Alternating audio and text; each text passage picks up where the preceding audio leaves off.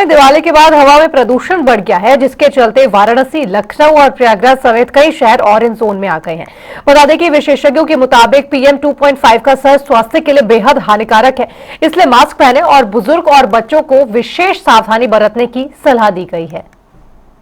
आपको बताएं कि दिवाली के बाद से ही लगातार प्रदूषण अपनी जहर भरी हवा से लोगों का जीना दूभर कर चुका है और ये तस्वीरें आपको दिखा रहे हैं जहां पे प्रदूषण का कहर लगातार जारी है।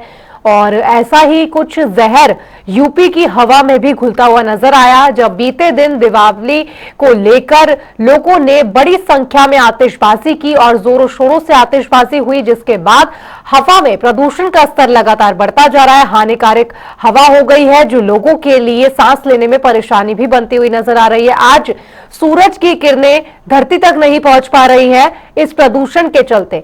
आपको बताएं कि यूपी के कई ऐसे राज्य हैं जिन्हें ऑरेंज अलर्ट भी जारी किया गया है प्रदूषण को लेकर, जो कि ऑरेंज जोन में जा पहुंचे हैं, जहां पर बेहद खराब श्रेणी में प्रदूषण जा पहुंचा है।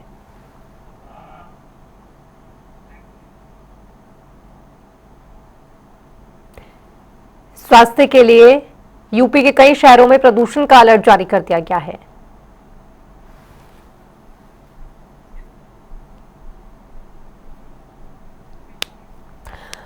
और आपको बताएं कि लखनऊ और प्रयागराज में ऑरेंज जोन तो अलर्ट कर ही दिया गया है, लेकिन हमारे संवाददाता लगातार हमारे साथ बने हुए हैं प्रयागराज और वाराणसी से, जो आपको बताएंगे कि आखिर क्या कुछ स्थिति अभी देखी जा सकती है। तो सबसे पहले रुक करेंगे प्रयागराज का, जहां से सैयद मोहम्मद आमिर हमारे साथ बने हुए हैं। सैयद मोहम्मद आमिर, जिस तरीके से दीपावली पर बीती रात हमने देखा जमकर आतिशबाजी हुई और उसके बाद हवा में आज जहर देखने को मिल रहा है, सूरज की किरणें धरती तक नहीं पहुंच पा रही है, अभी फिलहाल क्या कुछ स्थिति?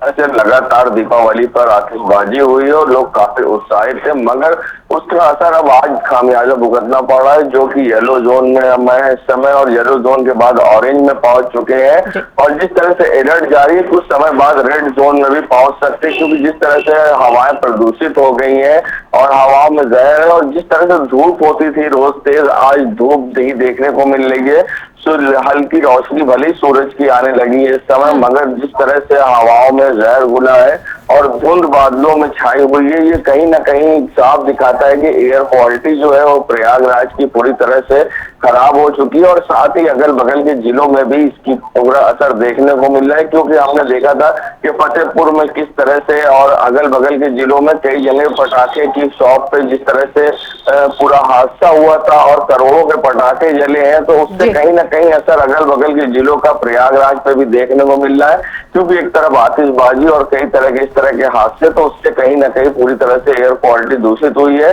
और पूरी तरह से खतरे के निशान के करीब है।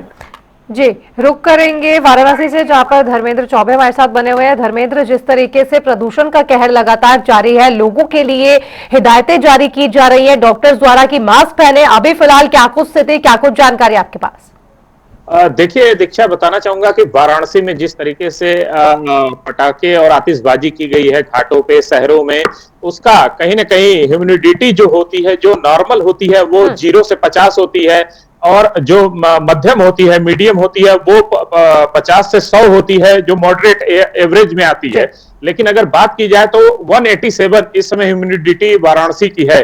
तो कहीं ना कहीं जो सलाह डॉक्टर या जो आमजन है, जो मौसम वैज्ञानिक है, वो कह रहे हैं कि जो बीमार है, बुजुर्ग है, बच्चे हैं, उनके लिए खास तौर पे इस पे ध्यान देने की जरूरत है, क्योंकि इससे उनको फेफड़े जो होते हैं उन पे ज्यादा असर पड़ सकता है, जिसको लेकर वाराणसी में पूरी तरह से बच्चे, बुजुर्ग और बीमार को सलाह दी जा रही है। और कहीं ना कहीं अब देखने वाली बात यह होगी, क्योंकि मौसम काफी धुंध सुबह से ही बना हुआ है, जो धूप होती है, जो खिली होती है, क्योंकि टेम्परेचर इस समय 31 है, लेकिन अगर 31 की बात की जाए तो 31 बहुत टेम्परेचर होता है, लेकिन उसका असर नहीं दिख रहा है, क्योंकि मौसम पूरी तरह से धुंध और बादल छाए हुए नजर आ रहे हैं।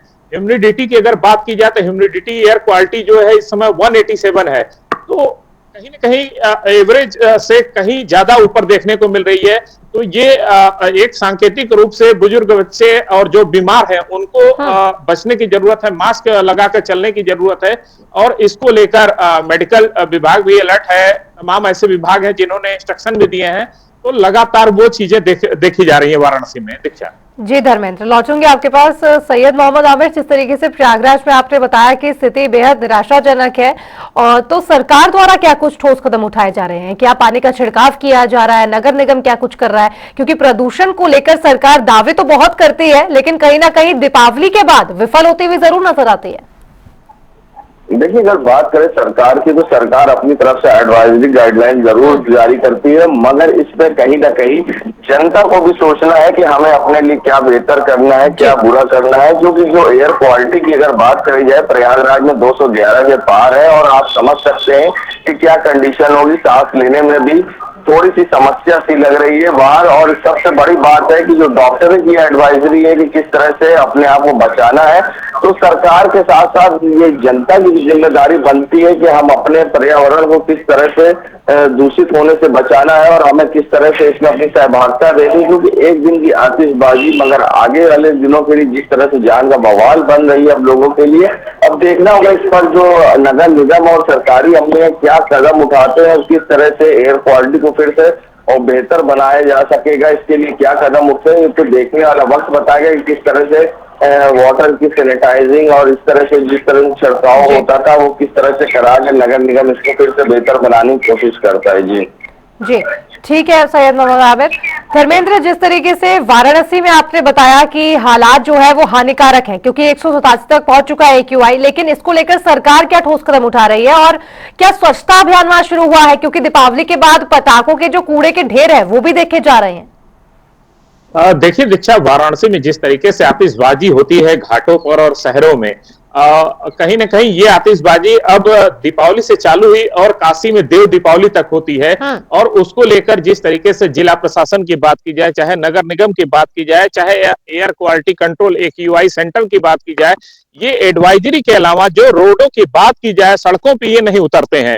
नगर निगम पूरी तरह से जैसे छिड़काव होता है, पानी का छिड़काव होता है, ग्रीन बेल्ट प्रधानमंत्री नरेंद्र मोदी के क्षेत्र में लगातार बना हुआ है, पेड़ों को लगाया जा रहा है क्योंकि एयर क्वालिटी बदली जाए और अच्छा हो सके। कहीं ना कहीं उसको देखते हुए अगर देखी जाए तो बात ओवरऑल वाराणसी में नगर निगम छिड़काव भी करता है, लेकिन जो त्योहार होते हैं, फेस्टिवल होते हैं, उस पर कहीं ना कहीं एडवाइजरी के अलावा अनदेखी की जाती है। एडवाइजरी के नाम पे बस एडवाइजरी रह जाती है और आम पब्लिक इसका सामना करती है। चूंकि आम पब्लिक आतिशबाजी लगातार जब फेस्टिवल आते हैं, जैसे दीपावली इस बार है, दीपावली पे लगातार आतिशबाजी हुई है और लगभग 3 दिनों से 4 दिनों से आतिशबाजी होती है और दीपावली तक होती है। उसके बाद देव दीपावली काशी में होती है, उसपे भी आतिशबाजी होती है। सुप्रीम कोर्ट तमाम गाइडलाइन देता है, सुप्रीम कोर्ट ने गाइडलाइन भी दिया था कि ग्रीन पटाखों का ही इस्तेमाल हो, लेकिन पटाखों की बात की जाए तो जिला प्रशासन लगातार नकेल कस रहा है। लेकिन उसके बाद भी अवैध पटाखे, जो जहरीले पटाखे, वो मार्केट में बिकते हैं और बिक रहे हैं। तो उसको लेकर इसमें आम जनता को अब सहूलियत बरतने की जरूरत है, क्योंकि आम जनता अगर सहूलियत बरतेगी तो उससे लाभ आम जनता को ही होगा। चूंकि इसके जिम्मेदार सबसे बड़ी आम जनता होगी, चूंकि आम जनता को इसकी विशेष ध्यान देना होगा कि पटाखे जो जहरीले हैं, कि ग्रीन पटाखे जो एडवाइजरी है उसके अनुसार हम बजा रहे हैं कि नहीं बजा रहे हैं। तमाम ऐसे बिंदु हैं जिसपे सोचना होगा। दीक्षा जी, बहुत बहुत शुक्रिया आपका धर्मेंद्र चौबे और सैयद मोहम्मद आमिर हमारे साथ जुड़ने के लिए, दर्शकों तक ये बात पहुंचाने के लिए कि अभी क्या कुछ स्थिति फिलहाल प्रयागराज और वाराणसी में बनी हुई है और सरकार क्या कुछ ठोस कदम उठा रही है। आपको बताएं कि यूपी के कई शहरों में प्रदूषण को लेकर अलर्ट जारी कर दिया गया है। और इतना ही नहीं, जिस तरीके से सरकार लगातार प्रयास कर रही है, कहीं ना कहीं सरकार ये चाहती है कि लोग भी बढ़ चढ़कर हिस्सा लें और प्रदूषण को लेकर सतर्कता बरतें।